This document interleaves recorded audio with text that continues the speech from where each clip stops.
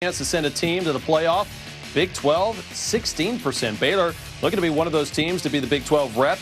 Matt Rule had something to say when people are saying, I'm not that impressed with the Bears' non-conference schedule.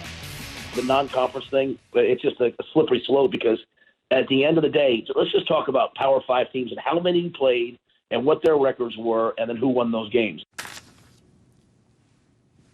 And that was on Golic and Wingo, and he's like, hey, give us a little bit of love. But, Todd, right now, Pac-12 getting the love, Big 12 not. Why? I think part of it is the 9 games in the conference and playing the Power 5 teams. I think part of it, too, is that Oregon has had a heck of a year, and Utah has had a heck of a year. And when you watch Baylor, we go back to that eye test, right? When you watch Baylor, they're really good as a football team. They're playing hard. They're playing together. Matt Rule has been awesome for this program. But they're squeaking it out every week and just kind of hanging on. So we're going to find out a lot more in the last couple of weeks, starting with Oklahoma. This is a huge test for this team that is overmatched physically. We'll see if they can pull out some magic again.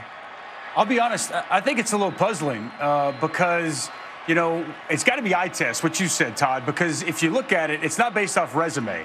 Because Baylor's won some close games, but they've also got 2 of the committee's top 24 team double-digit road victories. Okay, that's more than both Oregon and Utah have combined top 25 wins. Oklahoma beat Texas on a neutral field, the number 19th ranked team in the committee's eyes. So, and even their loss is to 24 Kansas State. So, pure resume standpoint, I'm a little bit baffled. To me, this comes down to clearly when they watch the tape, they're just saying we think Oregon and Utah are better because from a resume standpoint, the Big 12 has 5 teams in the top 24. The Pac-12, the only in the top 25 are those 2 teams at 6 and 7.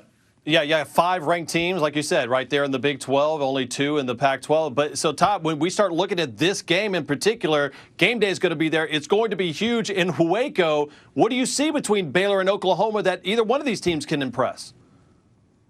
I think the biggest thing for Baylor is they've got to stay balanced on offense. They've got a bunch of running backs that they rotate in. They've got a young quarterback. They've got Mims at wide receiver, who's kind of a star. They've got enough players to, I think, put up some points, but they've got to take advantage of the Oklahoma defense, and especially the secondary in this game if they're going to have a chance, because we know that Oklahoma is going to put up some points.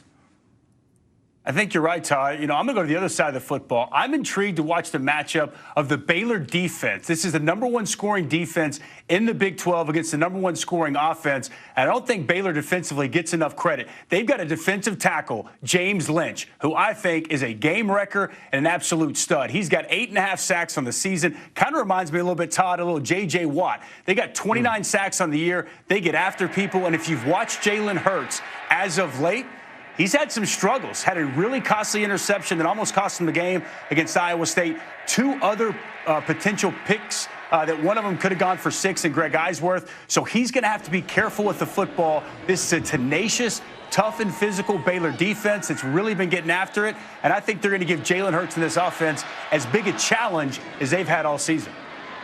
Yeah, and this offensive line is young. Remember, they only got the 1 starter back, 4 players drafted. And with Lynch, you can play him, yes, technically he's a defensive tackle. You can play him inside, outside. I'm intrigued to see how they move him around and what matchups they try to take advantage of. Looking forward to that one, gentlemen. Remember, Hurts number 1 in FBS with a 94 QBR, but Baylor second best holding opponents, just a 37 QBR. That's second best in the Big 12. All right, so that Saturday, you guys talked about it, that huge matchup, maybe an elimination game. Sooners 25-3 all-time against the Bears, and they've won the last 4. 7:30 Eastern, 4:30 Pacific right here on ABC and the ESPN app.